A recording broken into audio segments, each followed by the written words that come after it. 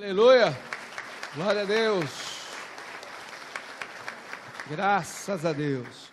O texto que nós lemos em 1 Samuel, capítulo 1, a partir do verso 1, nos diz aqui que foi Deus quem fechou a madre de Ana, para que ela não pudesse ter filhos.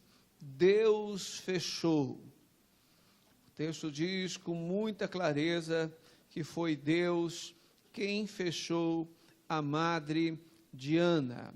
Verso de número 5 diz: a Ana, porém, dava porção dupla, porque a amava, ainda mesmo que o Senhor a houvesse deixado estéril. Então veja que Deus é quem fechou a madre de Ana, para que ela não pudesse ter filho. Nós temos pregado aqui na nossa igreja, de sexta e de sábado, mensagens que falam de milagres que aconteceram com as portas fechadas. O nosso Deus, Ele não é o Deus que opera somente quando as portas estão abertas, não é? Deus também opera quando as portas estão fechadas. Existe assim quase que um pré-conceito na igreja que quando as portas estão fechadas é porque alguma coisa está errada. Alguma coisa não é boa, mas não é bem assim. A Bíblia nos fala que muitas vezes Deus é quem fechou a porta, e outras vezes as portas, atrás de uma porta fechada, Deus operou grandes milagres. Por exemplo, a Bíblia nos fala, só relembrando algumas coisas que nós pregamos, que quando Deus mandou Noé construir a arca, depois a Bíblia diz que Deus fechou a porta da arca. Foi o Senhor quem fechou a porta, fechou por fora, e por o simples fato de Deus ter fechado a porta, trouxe salvação para a família de Noé, porque foi a única família que estava debaixo da obediência, estava debaixo de uma palavra profética de que haveria o dilúvio e acreditou naquela palavra. A Bíblia nos fala também, lá em 2 Reis, a história de uma mulher, de uma outra família, e dessa feita é a família de um discípulo de um profeta. A Bíblia nos fala que essa mulher, ela ficou viúva, o marido dela, que participava da escola do profeta, morreu. E vieram os credores e queriam levar os 2 filhos dela. E a palavra de Deus diz que ela, então, foi falar com o profeta e contou para ele: olha, o senhor sabe, o meu marido servia ao Senhor também, estava aqui, servia ao Deus do Senhor, ele era profeta como o Senhor, e ele morreu, e agora os credores estão lá em casa e querem levar os meus filhos. E o profeta até diz assim: mas o que eu posso fazer por você? Aí ele pergunta: o que é que você tem em casa? E ela diz assim: eu não tenho nada em casa, a única coisa que eu tenho é uma botija com azeite, uma vasilha de azeite. E ele diz assim: então entra na tua casa, fecha a porta, empresta as vasilhas de todos os teus vizinhos, entra na tua casa, fecha a porta e começa a virar a vasilha do azeite nas vasilhas vazias e vai separando aquelas que forem cheias. E assim ela fez, a Bíblia diz que encheram-se todas as vasilhas, e até que ela foi abençoada. Algumas coisas nesse texto, eu gostaria até de parar um pouquinho nesse texto, muito embora eu já preguei esses dias, mas como tem muitos irmãos de capela aqui, vale a pena. Observe que ela diz para o profeta assim: eu não tenho nada em casa, a não ser uma vasilha com azeite. Observe que essa mulher tinha algo tão precioso na casa dela, mas ela não sabia o poder que ela tinha dentro da casa dela. Não é? Ela tinha o azeite na casa dela, ela tinha unção na casa dela. Mas apesar dela ter o azeite na casa dela, a Bíblia diz que a vida dela estava totalmente destruída, a família dela estava totalmente endividada, o marido tinha morrido e agora os credores estavam lá para levar o filho. É interessante nós observarmos que hoje em dia acontece a mesma coisa. Muitas pessoas têm o azeite dentro da casa dele. Muitas pessoas são cheias do azeite, que é um símbolo do Espírito Santo. Muitas pessoas são cheias do Espírito Santo. Você vai na casa dos irmãos, os irmãos muitas vezes estão lá, te recebem já falando em línguas no portão. não é? Você entra na casa dele, tem quadro cristão com textos bíblicos para todo lado. Você olha para o teto, está escrito: os céus manifestam a glória de Deus. Você olha para o chão, está escrito assim: a terra é onde Deus descansa os pés. A casa do irmão é uma casa cheia da unção, mas aquele irmão não tem nenhum café para te servir.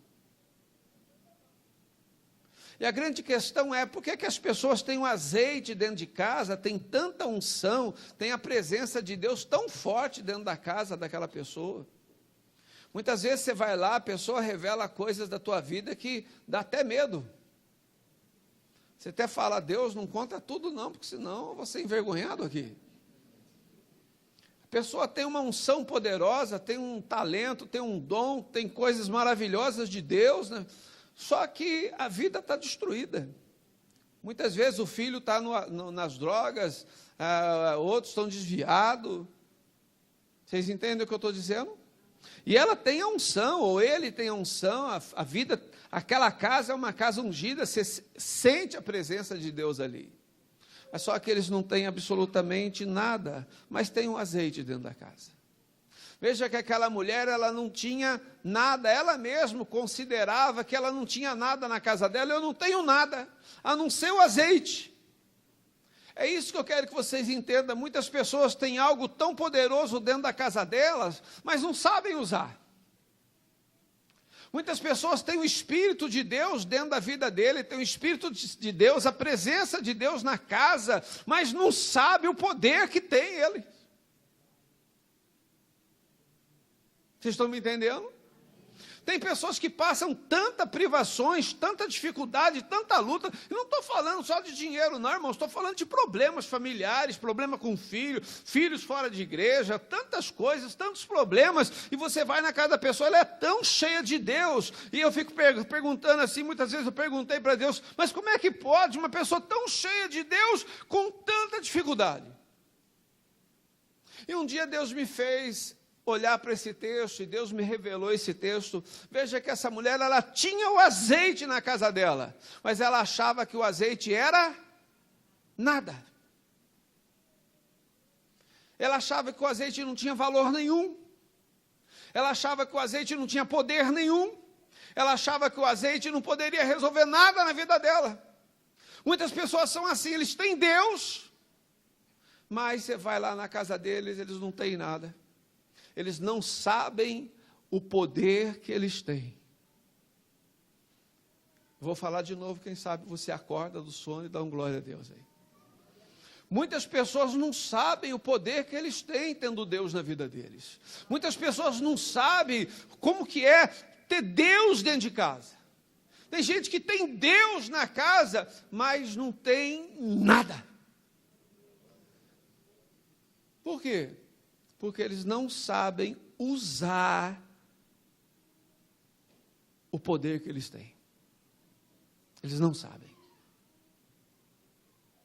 Aquela mulher tinha o azeite, mas o marido já tinha morrido, ele estava com muitas dívidas, agora o credor veio lá para levar os filhos. Olha quanta miséria!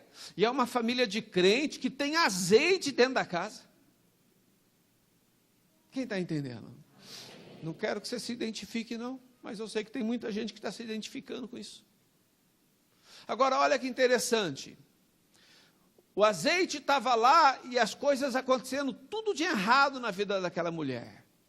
Até que ela foi falar com o profeta. E o profeta, então, liberou uma palavra profética para ela. Não basta você ter o azeite, você tem que ter uma palavra profética para saber o poder da unção e do azeite que você tem na tua vida. A Bíblia diz que o profeta diz: o que você tem? Eu tenho em casa, eu tenho azeite. Ah, você tem azeite? Você tem Deus na tua casa? Tenho, que bênção. Você tem Deus? Glória a Deus. Então, por isso, você vai, pega um monte de vasilha emprestada com seus vizinhos. Entra na tua casa, fecha a porta, porque tem milagre que Deus faz no meio da rua, mas tem milagre que Deus quer fazer dentro da tua casa. Aonde você tem sido humilhado, Deus vai fazer um grande milagre ali, para mostrar para o diabo que você é dele, que a tua casa é dele. Quem está entendendo? Tem gente que tem um azeite, mas precisa de uma palavra profética, porque isso é bíblico. A Bíblia diz assim: credes nos seus profetas e... Agora olha aqui para mim. Não basta você ouvir a palavra.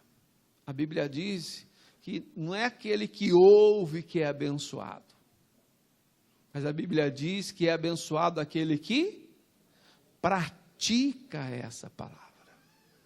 A grande diferença é que muitas pessoas vêm na igreja, ouvem a palavra do profeta, mas não pratica.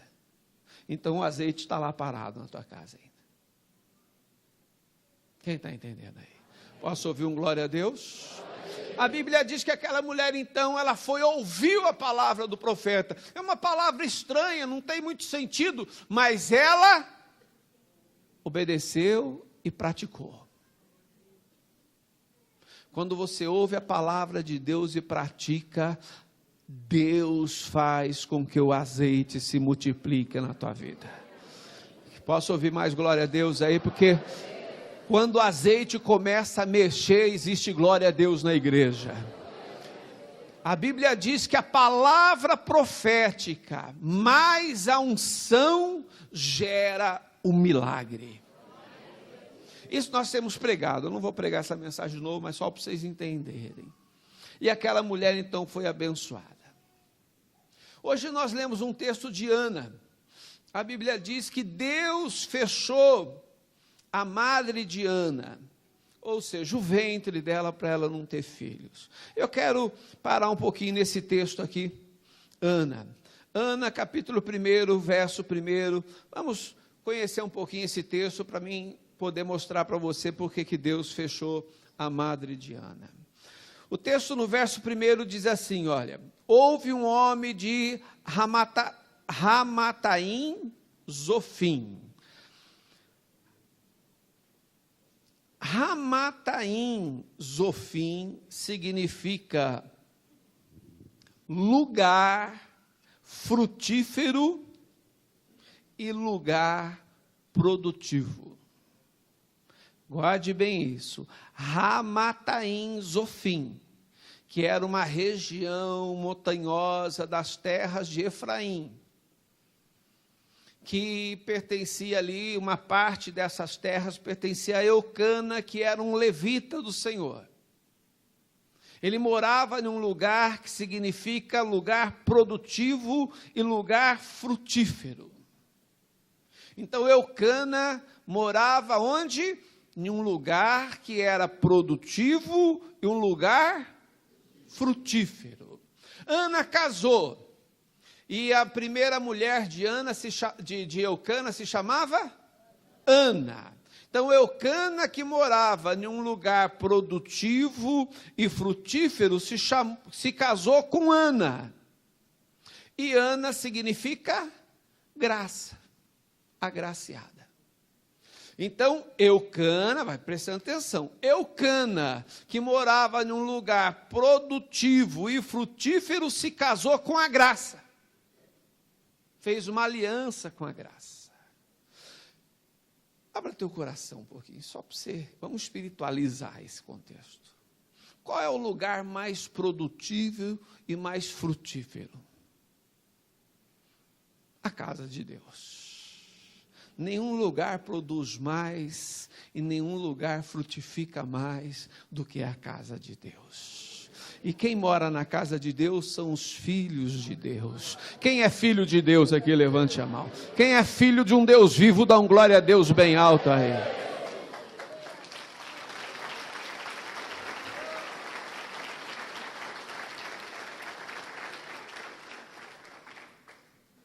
Preste atenção. Eucana, que mora num lugar produtivo e frutífero, casou com Ana, que significa graça.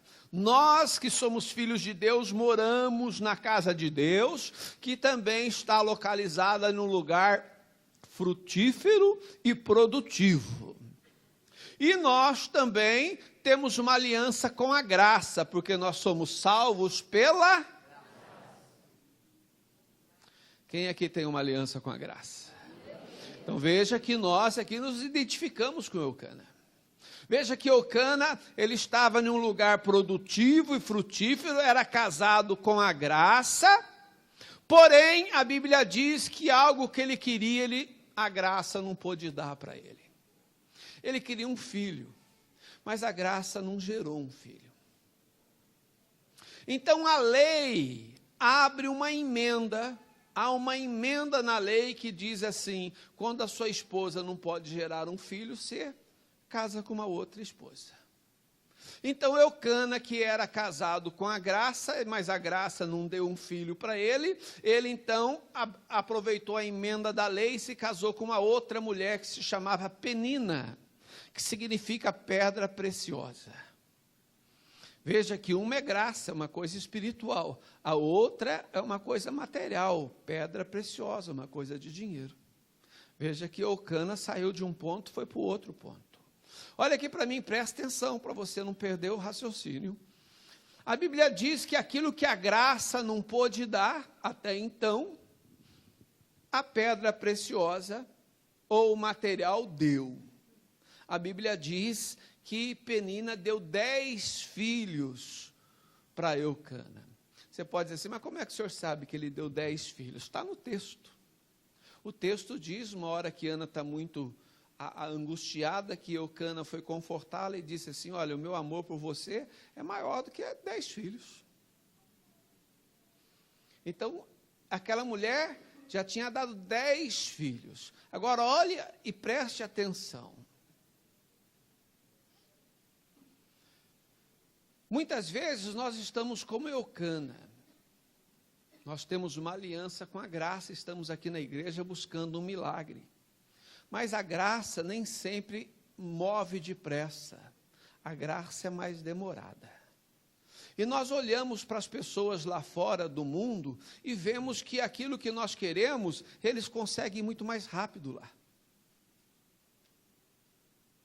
Penina, que representa as coisas materiais, porque ela representa o dinheiro, a pedra preciosa. Muitas coisas, aquilo que você quer pela graça, você não consegue, aí você vê as pessoas lá fora e eles conseguem pelo dinheiro. E você fica tentado, muitas vezes, a abandonar a graça e ir atrás do dinheiro, para ter o que você quer. Vocês estão me entendendo? A Bíblia diz que Eucana, muito embora ele tivesse apaixonado pela graça, ele teve filhos com Penina, com a pedra preciosa. Mas ele é apaixonado pela graça. Olha aqui para mim, presta atenção. Muitas vezes nós somos tentados a abandonar a graça e conquistar as coisas lá fora. Porque a graça demora mais. Às vezes a gente quer um carro e luta para ter um carro e não consegue. Mas você vê o outro lá fazendo umas coisas erradas e tem 3, 4 carros. Você fala, eu também vou fazer. Vocês estão me entendendo? Às vezes você está lá e ora para ter um bom esposo, uma boa esposa, e aquela coisa acaba não dando certo, e você vê a outra mulher lá fora, o outro homem lá fora, vivendo uma vida totalmente errada, e você quer ir fazer. A Bíblia diz que Eucana, muito embora não tenha tido filho com a graça, ele não foi lá fora. Mas a Bíblia diz que ele ia no templo do Senhor. Eu louvo a Deus pela tua vida, porque você não está lá fora. Você está no templo do Senhor. Eu quero que você saiba que até o final dessa mensagem você vai saber que vale a pena estar no templo do Senhor, esperar o tempo da graça na tua vida. Vale a pena ter um pouquinho de paciência, porque quando a graça vier, ela vai transbordar, porque aonde abundou o pecado, superabundou a graça de Deus na tua vida. Vai valer a pena. Você creia nisso que eu estou te dizendo?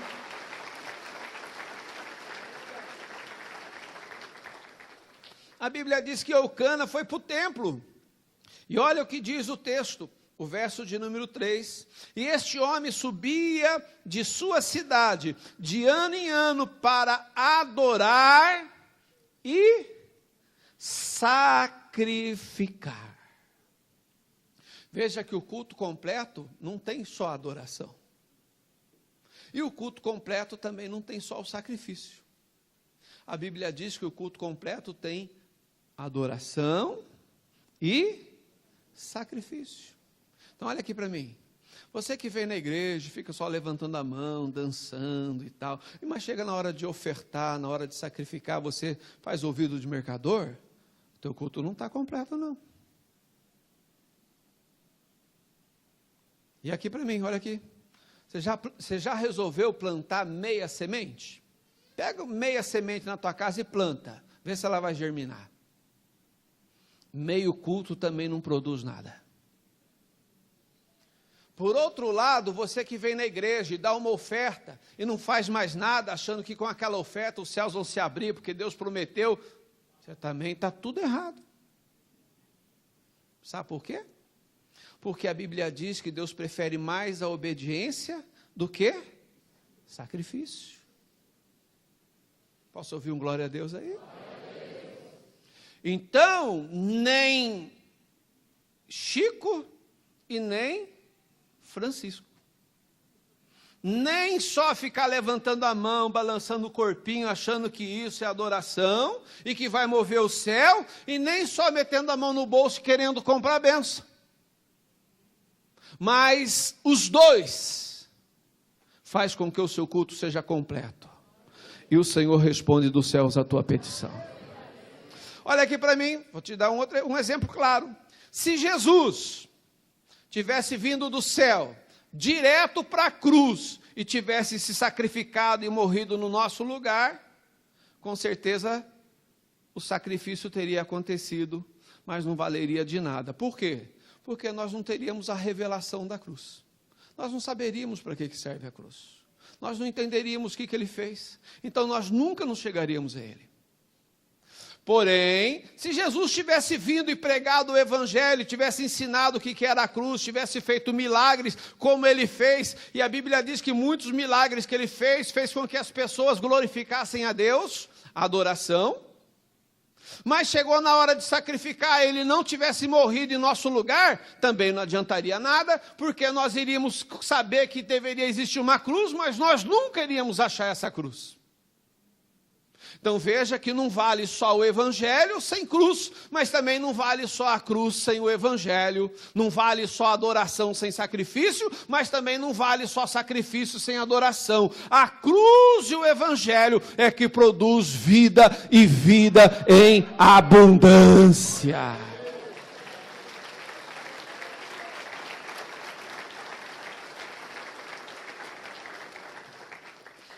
A Bíblia diz que Eucana subia no templo para sacrificar e adorar. E lá no templo, a Bíblia diz que Ana, que é a graça, demorava no altar. Eu gosto dessa expressão. O verso de número 12 diz assim: demorando-se ela no orar perante o Senhor. Tem alguns textos que dizem perseverava ela na oração, tem outros textos que dizem continuava ela orando. Mas eu gosto dessa expressão, demorava ela na oração. Irmãos, quem deseja mudança de vida, quem deseja milagre, tem que aprender a demorar no altar. Hoje nós não demoramos no altar. Nós somos uma geração que desaprendeu a orar. Nós, se ficarmos 10 minutos no altar, nós não sabemos mais o que falamos com Deus. E as pessoas querem ainda grandes milagres. As pessoas querem ainda manifestações tremendas de Deus. As pessoas ainda ficam cantando, vem com o peso da sua glória. Irmão do céu, a Bíblia diz que Moisés passou 40 dias e 40 noites lá no monte, sozinho com Deus, 40 dias e 40 noites, não comeu e nem bebeu, e ele não foi capaz de ver Deus. Ele queria ver Deus, ele falou, não, de forma nenhuma, se você me ver, você vai morrer. Então faz o seguinte, você fica olhando a fenda daquela rocha ali, eu vou passar por ali. Você vai ver assim, eu passando meio que de costa, meio que um vulto. A gente não passa nem um dia na presença de Deus e queremos que Deus venha com o peso da glória dele. Fala a verdade, irmãos. A gente é tão tolo que a gente não sabe nem o que canta. E graças a Deus que Deus não ouve isso. E se ouve, finge que não ouve. Vocês estão me entendendo? Olha aqui para mim, presta atenção. Nós somos uma geração que desaprendeu a ir para o altar. Nós passamos muito que levemente pelo altar, achamos que estamos já muita coisa no altar. A Bíblia diz que Ana demorou no altar, mas se você observar bem o texto, você vai ver que o altar, o templo, a casa de Deus para Ana não era um bom lugar. A Bíblia diz que todas as vezes que ela subia com o marido dela no templo, para sacrificar e adorar, Penina a humilhava demais. O verso de número 6 e o verso de número 7 diz: a sua rival a provocava excessivamente para irritar. E assim fazia ele todas as vezes que Ana subia à casa do Senhor. A outra irritava, pelo que ela chorava muito e não comia. Então veja que ir na casa de Deus para Ana não era um bom negócio. Mas mesmo assim Ana ia. Posso ouvir um graças a Deus aí? Eu quero que você entenda uma coisa. A Bíblia diz que Penina irritava Ana, mas ela não falava nada. Ela não podia falar, porque ela sabia que Eucana, o marido dela, amava Ana. E Ana era a esposa número 1. Então ela não poderia falar nada contra aquela mulher, porque senão ela seria expulsa de casa. Mas Ana, ou melhor, Penina, é como os crentes de hoje. Os crentes de hoje muitas vezes não falam, mas irrita demais a gente. Tem crente que sabe irritar a gente. Tem crente que faz de tudo para tirar a tua paz. Eles dão uma de migué, eles não falam nada, mas eles fazem justamente o que te irrita. Você está pregando, eles ficam mexendo no celular, enfim. Ou então, eu estou dando um exemplo meu aqui, mas você tem os seus exemplos de pessoas que te irritam, pessoas que você vai na igreja, as pessoas ficam falando de você, mente, fofoquinha, essas coisas, e você nunca sabe de onde vem. Eu ouvi dizer, alguém falou, mas nunca tem nome. Eu odeio isso, irmão. Eu odeio isso. Isso é fruto de Penina, aquela mulher que irrita. Ela não fala nada, mas ela irrita. E a Bíblia diz que mesmo Penina irritando Ana, a Bíblia diz que Ana foi para o altar. Irmão, você pode ficar me irritando a vida inteira, mas eu vou estar sempre no altar. Eu vou estar sempre no altar. Se você quiser me encontrar, me procure no altar. É no altar que eu estou perante o Senhor. Eu gasto o meu tempo no altar. Eu aprendi a gastar tempo no altar. Eu aprendi a buscar a resposta no altar. Eu aprendi a buscar a vitória no altar. Eu aprendi que no altar o Senhor me faz mais do que vencedor.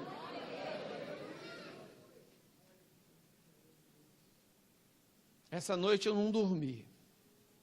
Fui buscar minha filha, que voltou de viagem, e chegou 3 horas da manhã. Então tive que acordar 1 hora da manhã, não tinha nem dormido. Aí fui lá. Aí chegamos lá em Campinas. Pegamos ela, trouxemos, chegamos 4 horas em casa. Falei, 4 horas, falei, vou preparar a mensagem. E fiquei preparando mensagem, não preguei o olho até agora. Eu gasto tempo para vir aqui. Eu fico tempo no altar, ouvindo Deus falar comigo, Deus revelando os segredos, mostrando os pingos e as vírgulas da palavra, mostrando aquilo que a gente não vê mais. O que falta hoje na igreja é pessoas que gastam tempo no altar. A Bíblia diz que Ana gastou tempo no altar, muito embora Penina ficasse ali perturbando ela. A Bíblia diz que ela largou a mulher lá sozinha e foi para o altar. Olha aqui para mim, presta atenção. A Bíblia diz que ela largou a festa e foi para o altar. Hoje é mais fácil você ver os irmãos largarem o culto para ir nas festas. Ah, vai ter um aniversário. Meu Deus do céu, irmão, aniversário tem. Sabe? Não sou contra aniversário, não. Gosto de aniversário, gosto de festa. Mas, irmão, trocar um culto por um aniversário. Irmão, esse pode ser o último culto. Jesus pode voltar amanhã. Nós estamos vivendo tempos assim.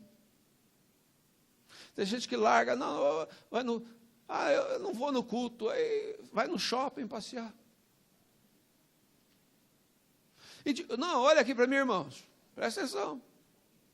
Aí depois quer que Deus faz um grande milagre.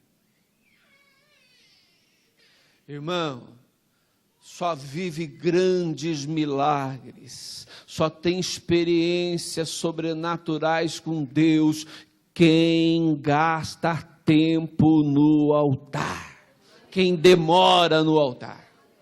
A Bíblia diz que Ana ficou ali, entrou no altar, os outros estavam festejando, Penina estava perturbando ela, mas ela largou todo mundo lá e foi para o altar. E a Bíblia diz que ela dobrou o joelho no altar.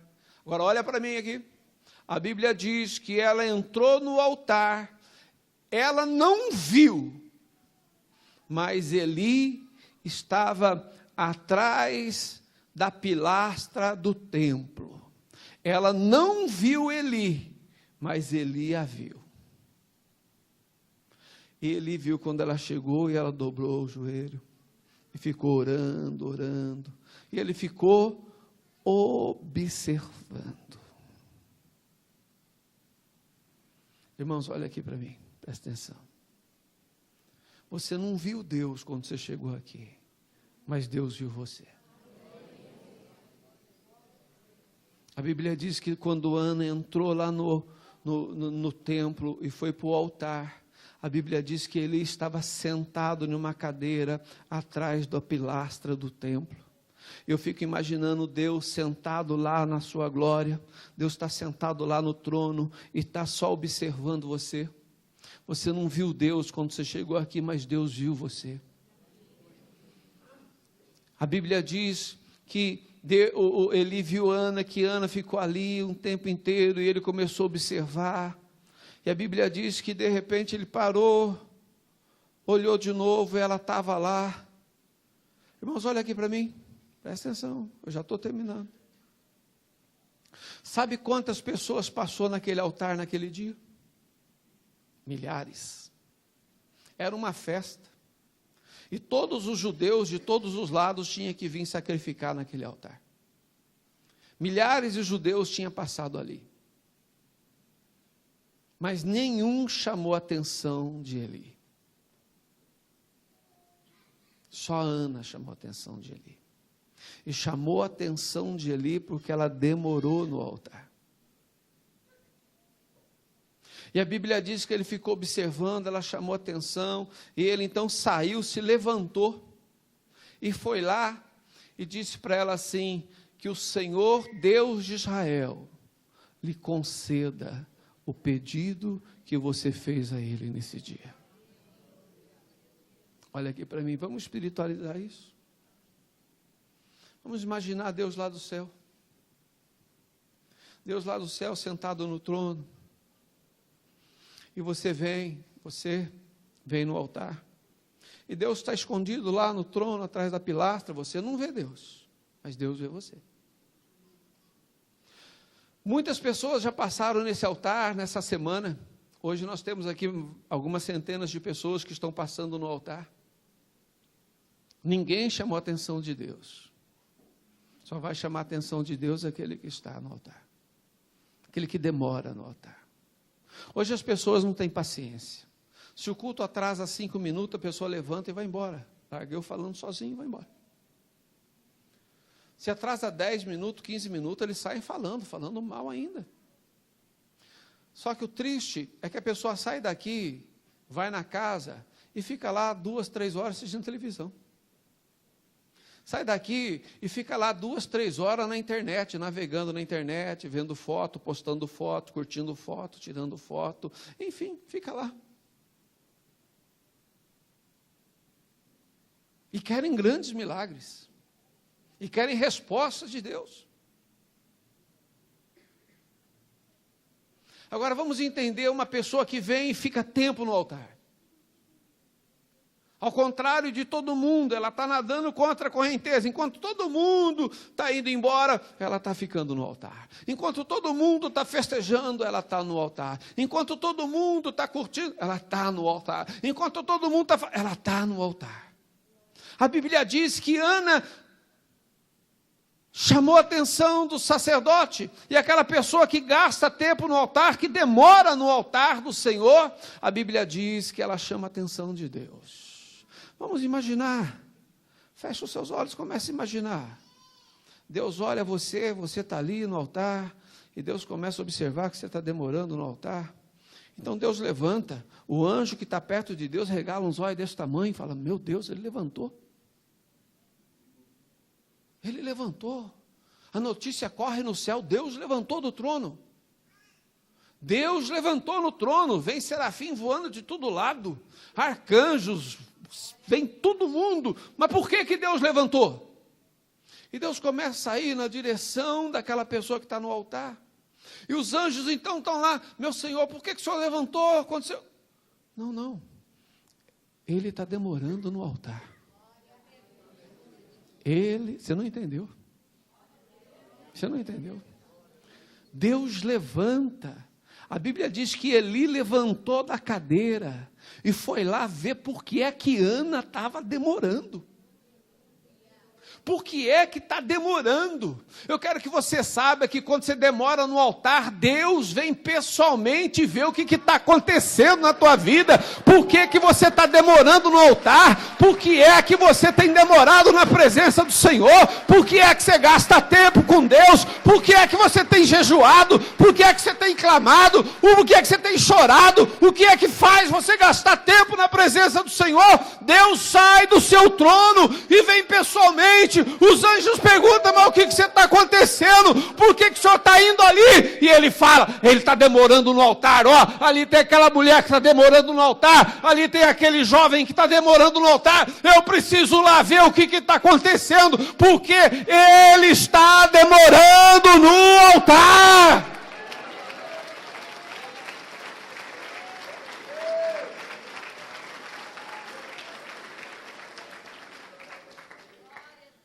Agora, infelizmente, hoje Deus não tem levantado muito das cadeiras. Porque as pessoas não demoram no altar. As pessoas não gastam tempo com Deus. As pessoas não têm devocional diário para ler a Bíblia. As pessoas não ficam 2, 3 horas na frente da televisão, fica 3 horas postando as coisas na internet.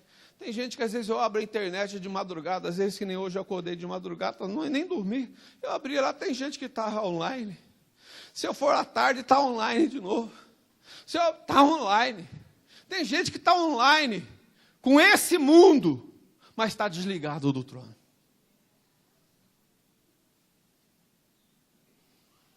E você quer milagre? Você quer resposta? Você quer Deus na sua vida?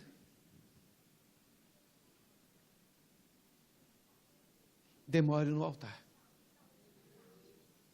Feche os seus olhos. Para terminar, por que é que Deus fechou a madre de Ana? Porque Ele queria ensinar Ana a demorar no altar. Talvez se Ele tivesse dado filhos para Ana, ela nunca teria gastado o tempo dela no altar. A graça demorou para produzir um filho no útero de Ana. A graça demorou para dar um filho para Ana. Mas quando ela deu um filho, ela não deu um filho só para Ana. Ela deu um juiz para Israel.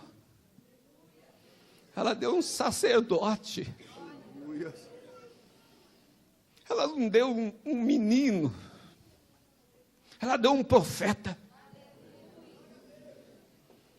Penina, o mundo das coisas mais depressa. A graça demora mais. Mas quando a graça se revela, quando a graça se manifesta, Quando a graça entra no teu útero e começa a gerar o seu Samuel.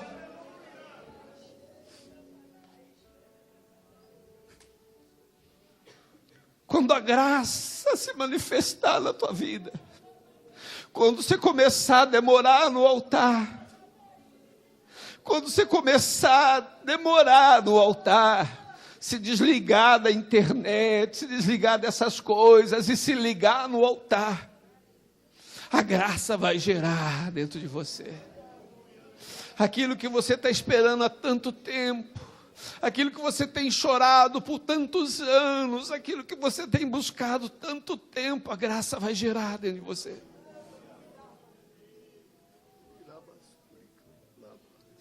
Checa labasnebre, canta labachore.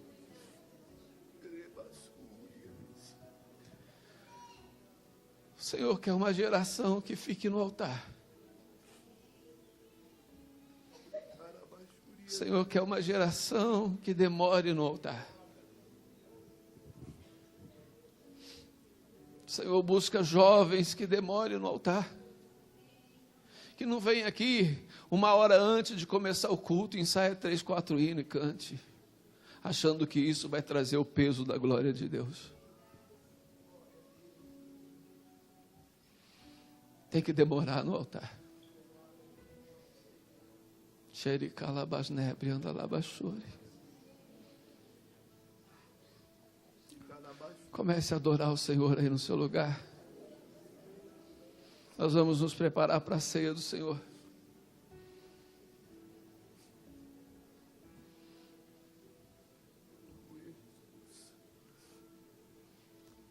Fale com Deus. Não tenha pressa em sair do altar. Entre no altar. Ofereça um culto onde tenha sacrifício e adoração. Não tenha pressa de sair da presença de Deus. Deus não faz nada correndo. Deus é caprichoso no que Ele faz.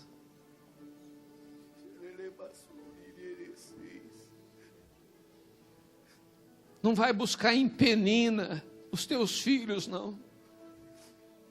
Não vai buscar no mundo aquilo que você espera. Espera na graça. É demorado, é verdade. Muitas vezes nós somos humilhados. Muitas vezes nós somos massacrados. Muitas vezes nós somos envergonhados. As pessoas mentem, nos caluniam. Mas não tem problema. No final, nós vamos gerar o Samuel. Nós vamos gerar o Filho da Graça. E o Filho da Graça não vai abençoar somente a nós, não. Ele vai abençoar a nós, vai abençoar a nossa família toda. O que Deus vai colocar na tua mão não vai ser só para você, não, vai ser para você, para toda a tua casa. Vai fazer a diferença na tua vida, na tua família. Sabe, permanece na graça. Xericanta labasnebre alabachore. Fale com o Senhor.